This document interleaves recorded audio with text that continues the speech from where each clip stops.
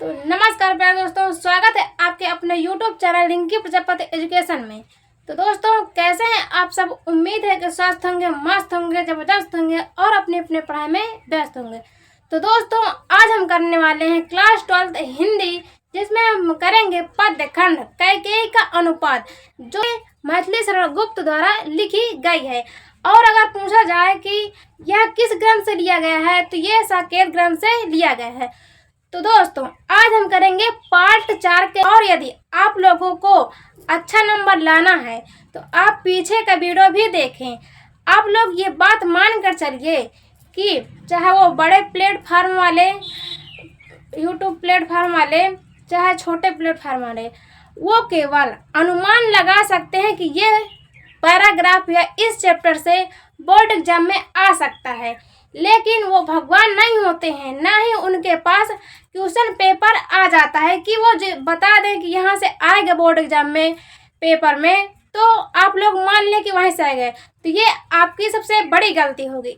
इसलिए यदि आप लोगों को अच्छा नंबर लाना है, तब आप एक एक चीज़ को शुरू से पढ़ें और अंत तक पढ़ें, जब तक आप लोगों का एग्जाम नहीं हो जाता है। तो इसलिए दोस्तों, आप लोग अच्छे से पढ़ें, मन लगाकर पढ़ें। तो अब हम अपना सेशन शुरू करते हैं और आप लोग वीडियो को अंत तक देखें।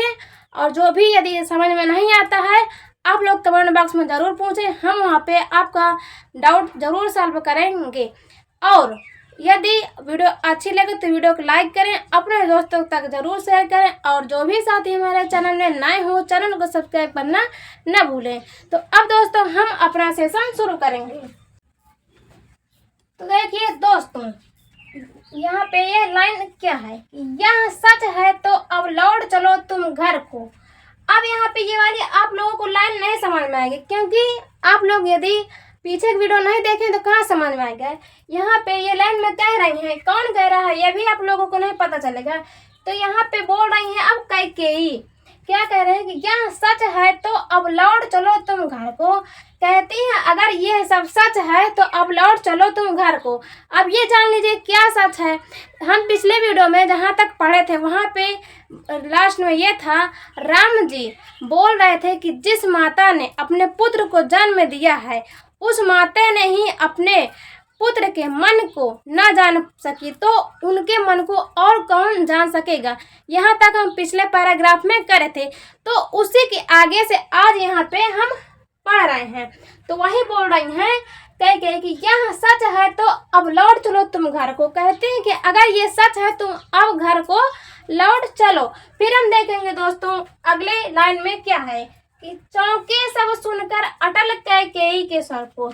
अब यहाँ पे देखिए, जब सभा बैठी थी वहाँ पे जो लोग थे वो कैकेयी की बातों को सुनकर अचंभित हो गए, आश्चर्यचकित हो गए, क्योंकि उन्होंने ही 14 वर्ष का वनवास लिया था, दशरथ से मांगे थे वरदान में।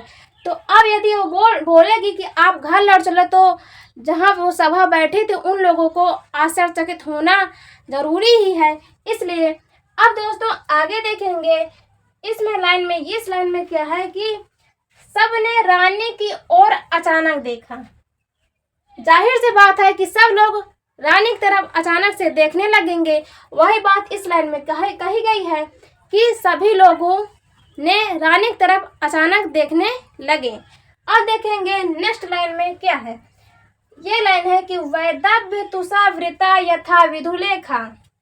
यहाँ पे है, ये है कि विधवा रूपी जो कैकेयी है वो निर्मल हो जाती हैं। क्यों निर्मल हो जाती हैं? यहाँ पे कहाँ से तुलना की गई है? क्योंकि पहले वो एक शेरनी के समान रहती थी, हर जगह दशरथ के साथ युद्ध में रहा करती थी। अभी देखिए ना आगे लाइन में वो कही गई है बात। यहाँ पे देखिए, बैठी थी अचल तथापि असंग तरंगे, और वो एकदम अचल हो गई थी, एक तरह से निष्क्रिय हो गई थी, एकदम शांत हो गई थी। और आगे देखेंगे यहाँ पे वह सिन्नी अब थी हाहा गौमुखी गंगा। अब देखिए इस लाइन में आ गई ना बात, कह रही हैं कि वो पहले सिन्नी की तरह थी, मतलब शेरनी की तरह थी, अब वो कैसी हो गई है? गौमुखी गंगा, गंगा के समान शीतल हो गई हैं। क्योंकि उन्हें बहुत ही पश्चाताप हो रहा है। और पश्चाताप क्यों हो रहा है ये भी जान लीजिए। क्योंकि उसने वो जो कैकेयी हैं उन्होंने अपने पति को तो खो दिया है, अब भरत भी उनको छोड़ रहे हैं तो अपने पुत्र को भी खो देंगी, इसलिए उनको बहुत बड़ा पश्चाताप हो रहा है। इसी का वर्णन खुद मैथिली शरण गुप्त करते हैं इस चैप्टर में। अब देखेंगे दोस्तों अगली लाइन क्या है कि हाँ जानकर भी मैंने ना भरत को जाना। कहते हैं कैकेयी कि हाँ मैंने जानकर भी अपने भरत को नहीं जाना। फिर आगे देखेंगे कि सब सुन ले तुमने स्वयं अभी यह माना। अब यहाँ पे देखिए क्या कह रहे हैं कि सब सुन ले तुम स्वयं अभी यह माना। कहते हैं कि सभी लोग सुन लीजिए और राम को कहती हैं कि तुमने भी अभी स्वयं यह माना था। क्या माना था ये भी तो जानिए। जो यहाँ पे पहली लाइन हो गई थी कि हाँ जानकर भी मैंने भरत को नहीं जाना, वो पहले भी राम भी कह चुके हैं कि तुमने अपने पुत्र को जन्म देकर भी अपने पुत्र के मन को नहीं जान सकी।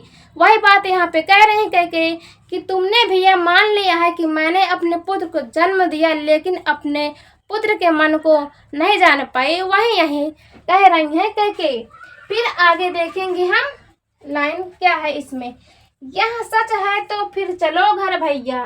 अब देखिए यहाँ इस लाइन में क्या कह रहे हैं कैकेयी। कहती हैं कि अगर ये सब आप मान रहे हैं और ये सच है तो अब आप घर लौट चलिए।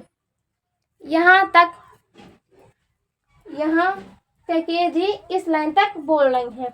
और दोस्तों अब हम आज के लिए इतना ही रखेंगे और नेक्स्ट वीडियो में हम नेक्स्ट लाइन से ऐसे ही पैराग्राफ से पढ़ेंगे और एक एक लाइन को एक्सप्लेन करेंगे। तो दोस्तों उम्मीद है कि आप लोगों को इतना छोटा सा पैराग्राफ बहुत अच्छे से समझ में आ गया होगा। और यदि हमारे द्वारा यहाँ पे जो पढ़ा गया है आप एक बार रिवीजन करेंगे और इन शब्दों को इमेजिन करेंगे तो आपके दिमाग में एकदम रट जाएगा। इसलिए दोस्तों आज के लिए इतना ही। हम मिलते हैं नेक्स्ट वीडियो में। धन्यवाद।